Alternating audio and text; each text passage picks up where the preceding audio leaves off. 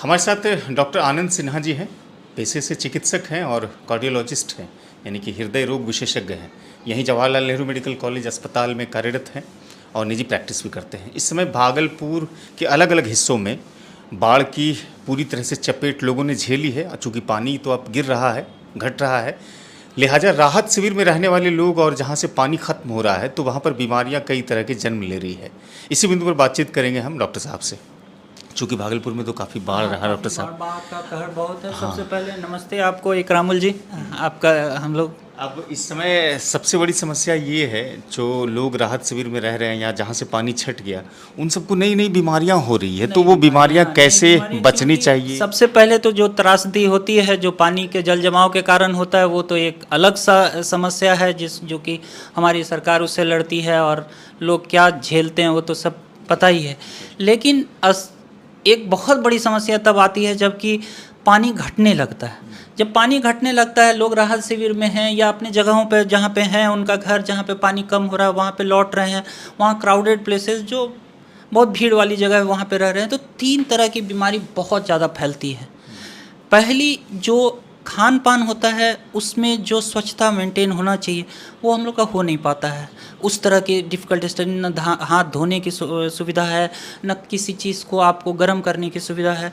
तो होता क्या है कि खान पान से जनित जितने बीमारी होती है उसका प्रभाव बहुत ज़्यादा बढ़ जाता है और उससे लोग परेशान हो जाते हैं। यानी कि गैस्ट्रो इंटेस्टाइनल डिजीज़ जिसको बोलेंगे, तो वो काफ़ी बढ़ जाता है और उसमें जो लक्षण होते हैं वो पेट खराब, दस्त यानी दस्त, पतला जो हमारा स्टूल्स वगैरह पास होना लगता है, उल्टी, पेट दर्द और साथ में बुखार।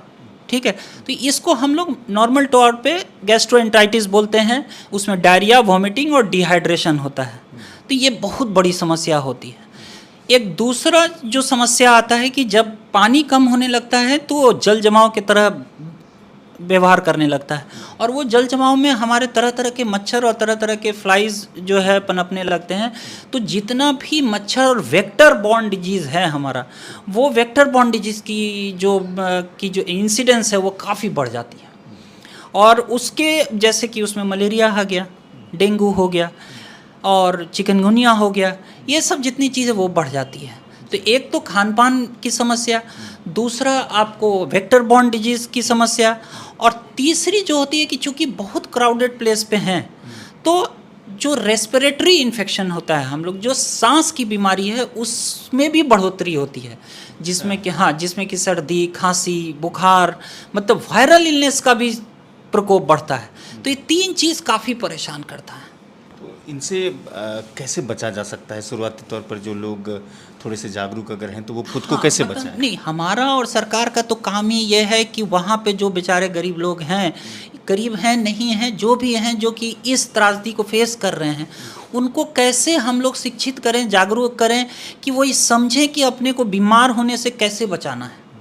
तो सबसे पहले जो सबसे बड़ी समस्या है वो है पेट की बीमारी, जिसको डायरिया डिहाइड्रेशन वॉमिटिंग बोलते हैं, गैस्ट्रोएंटराइटिस बोलते हैं, जो कि खान पान से होता है। तो जो पहला चीज़ ध्यान में रखना है कि मुंह में कुछ भी अपने डाल रहे हैं उससे पहले अपने हाथ को या तो साबुन से ही धोना है, और नहीं अगर साबुन की सुविधा नहीं है तो कम से कम पानी गर्म करके उससे धोना है। यानी कि हाथों को साफ रखना बहुत ज़रूरी है। हाथ को साफ रखना बना, हैंड वॉशिंग का सबसे ज़्यादा इम्पोर्टेंस है। तो हैंड वॉशिंग का जो है उसमें सबसे है कि एक साबुन जरूर होना चाहिए, रनिंग टैप वाटर में उसको धोना है। टैप नहीं है तो कोई आदमी पानी गिरा रहा हो, कोई पानी गिरा रहा, हाँ, उस पानी में रनिंग वाटर होना बहुत ज़रूरी है साबुन लगे हुए हाथ को धोने के लिए। और साबुन का एक नियम जो हमारे जनता के लिए जानना है कि लोग ऐसे क्या करते हैं, 4-5 सेकंड इसको ऐसे करके मिला लिया और उसके बाद धो लिया, लेकिन ये सफिशिएंट नहीं होता है, ये बिल्कुल ही सफिशिएंट नहीं होता है। 20 सेकंड की ज़रूरत पड़ती है। 20 सेकंड तक अपने हाथ को आप अगर रगड़ेंगे आगे पीछे उंगलियों के बीच और नाखून को ऐसे करके, ऐसे ऐसे ऐसे 20 सेकंड, तब जाके सारे बैक्टीरिया और वायरस, सारे तो नहीं, 99.99% उसमें ख़त्म हो सकते हैं। और वैसे धुले हाथ से ही आपको खाना खाना है।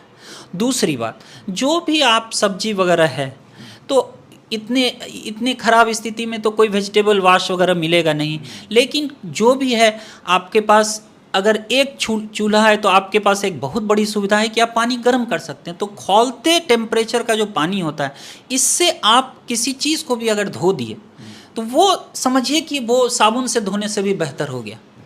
तो हमेशा ये याद रखना है कि हमको जो भी खाने की चीज़ है, खास करके जिस चीज़ को हम कच्चा खाते हैं, जिसको हम पकाते नहीं हैं, जैसे सब्जी तो पक रहा है तो वो तो चूल्हे पे चढ़ गया, जैसे कोई फ्रूट्स, हाँ जैसे फ्रूट्स है, टमाटर है, इस तरह की चीज़ें हैं, वो खौलते पानी में धुलना चाहिए। अच्छा डॉक्टर साहब, ये अगर मान के चलिए कि किसी को इस तरह की बीमारियां होती है, चिकित्सक से संपर्क तो करना सबसे लाजमी है, लेकिन अगर शुरुआती तौर में कोई मेडिसिन वगैरह हो इनिशियल स्टेज में, जिससे कि इसकी रोकथाम हो सके? एक शब्द कहूँगा, ORS। ORS सबकी जड़ ORS है? नहीं, ORS देना है। ORS जो होता है वो WHO का फार्मूला है, वर्ल्ड हेल्थ ऑर्गेनाइजेशन का फार्मूला है। एक पानी बनता है जिसमें सोडियम, पोटाशियम, शुगर वगैरह रहता है, उसको ओरल रिहाइड्रेशन सॉल्ट कहते हैं, सॉल्यूशन कहते हैं। उसको पीने से सारी समस्या हो सकती है? समस्या खत्म तो नहीं होगी, लेकिन आप इस तरह से इस चीज़ को समझिए कि हमारा पहला मोटो क्या है, जान बचाना है। किसी आदमी को सीरियस होने से, गंभीर होने से बचाना है। तो सबसे पहले अगर आपको डायरिया, डिहाइड्रेशन हो रहा है, अगर आपको वॉमिटिंग हो रहा है, तो पहला हमारा लक्ष्य क्या है कि हम ORS देते रहें उनको। अगर हम ORS देते रहेंगे तो उनका डिहाइड्रेशन नहीं बढ़ेगा, कम से कम वो सुरक्षित रहेंगे, जीवित रहेंगे। बाकी उसके बाद की बात क्या है कि उसके बाद हम कुछ दवा ऐसी चलाएंगे जो कि अगर कोई बीमार पड़ ही गया, पहले तो साफ सफाई रखेंगे कि बीमार पड़े ना। अच्छा, एक और चीज़ डॉक्टर समझाना चाहेंगे, चूँकि तेज़ी से बढ़ रहे हैं हार्ट की बीमारियां, कार्डियोलॉजी जिसको बोलते हैं आप लोग, कार्डियो, अब वो लोग भी कहीं ना कहीं इन सब चक्करों में फंसे हुए हैं। वैसे लोगों को क्या सावधानी रखनी चाहिए जिससे हृदय से जुड़ी हुई बीमारियां हैं? हम एक चीज़ कहेंगे, हार्ट के पेशेंट को हमेशा कार्डियोलॉजिस्ट से मिलते रहना चाहिए। ये तो एक जनरल बात है, जब आप शहरी जगह पे हैं या गांव में भी हैं तो आप अच्छे से आ करके अपने कार्डियोलॉजिस्ट से, अपने फिजिशियन से दिखा सकते हैं और हार्ट का इलाज करा सकते हैं। बहुत जानलेवा बीमारी होती है, लेकिन ऐसी जगह पर जहाँ पर कि आप चारों तरफ पानी में फंसे हुए हैं, वहाँ पर तो आप कुछ कर नहीं सकते हैं। तो सबसे पहले ये है कि जिनको हार्ट की बीमारी है वो बड़े सावधानी से रहें, उस समय कोई बहुत मेहनत का काम ना करें, बहुत बड़ा स्ट्रेस ना लें, है कि नहीं। तो ये करने से उनको कोई बहुत ही सीरियस, जैसे हार्ट अटैक, जैसे स्ट्रोक, ये संभावना घट सकती है। दूसरी बात, एक तो ये है कि अगर आपके पास पहले से कोई दवा किसी डॉक्टर की लिखी, उसको नियमतः बिल्कुल लेते रहें, इससे भी संभावना घटेगी।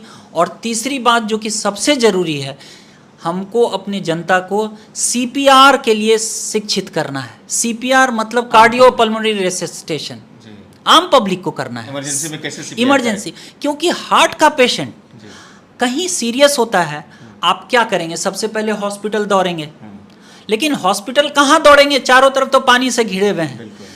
अब किसी को पसीना आ रहा है, सीने में दर्द हो रहा है, उससे जान तो जाएगा नहीं, जान तो उसके हृदय के रुकने से जाएगा। तो हृदय के रुकने को टालने का एक ही तरीका है, जो साइंटिफिक तरीका है, उसको CPR बोलते हैं। यानी इसको आम लोगों को भी सीखना चाहिए, आम लोगों को सिखाना है। ये आम लोगों के सीखने की ही चीज़ है CPR। ये बहुत ही, अगर कहीं ये धारणा है कि CPR डॉक्टर के करने की चीज़ है तो बहुत ही गलत धारणा है। यानी आम लोग इसको कर सकते हैं। हम तो हमारे हॉस्पिटल में तो कोई अगर अति गंभीर आएगा, जिसकी सांस न चल रही हो, जो बिल्कुल बेहोश हो, तो हम तो CPR देंगे ही देंगे। लेकिन ये गलत धारणा है कि ये डॉक्टर या पैरामेडिक के करने की चीज़ है। हर इंसान को CPR आना चाहिए। कोई भी उनके घर में अगर बेहोश हो जाते हैं, उनकी नाड़ी नहीं चल रही है, उनकी सांस नहीं चल रही है, लग रहा है कि अब वो जीवित नहीं है, तो सबसे पहले CPR। तो CPR की संभावना को समझना है, वो आपके जीवन को वापस ला सकता है। बहुत अच्छी जानकारी आपने हमारे दर्शकों को दिया है, बहुत बहुत शुक्रिया डॉक्टर साहब आपका इसके लिए। बहुत धन्यवाद इकरामुल जी। डॉक्टर आनंद सिन्हा साहब थे जो कह रहे थे कि बाढ़ से अगर घिरे हुए हैं तो कई समस्याएं आपको घेर सकते हैं एक्स्ट्रा भी, जो कि बीमारियों से जुड़ी हुए है। लेकिन एक अहम चीज़ें इन्होंने जानकारी में देते हुए कहा है कि अगर कोई भी मरीज को अगर हार्ट अटैक होने की संभावना या होती है तो उसे CPR देना चाहिए। और ये CPR न केवल डॉक्टरों की जिम्मेदारी है, पैरामेडिकल स्टाफ्स की जिम्मेदारी है, बल्कि हम सब, आप सब की जिम्मेदारी है कि CPR कैसे दें। एक अदद जान को बचाने के लिए हम सबको CPR सीखने की भी ज़रूरत है। वीडियो अगर अच्छी लगी हो तो ज़रूर साझा कीजिएगा। आप 4 माध्यम हैं सोशल मीडिया पर, इंस्टाग्राम है, ट्विटर है, फेसबुक है और यूट्यूब है, जहाँ भी देखते हैं तो अधिक से अधिक वीडियो को साझा कीजिए।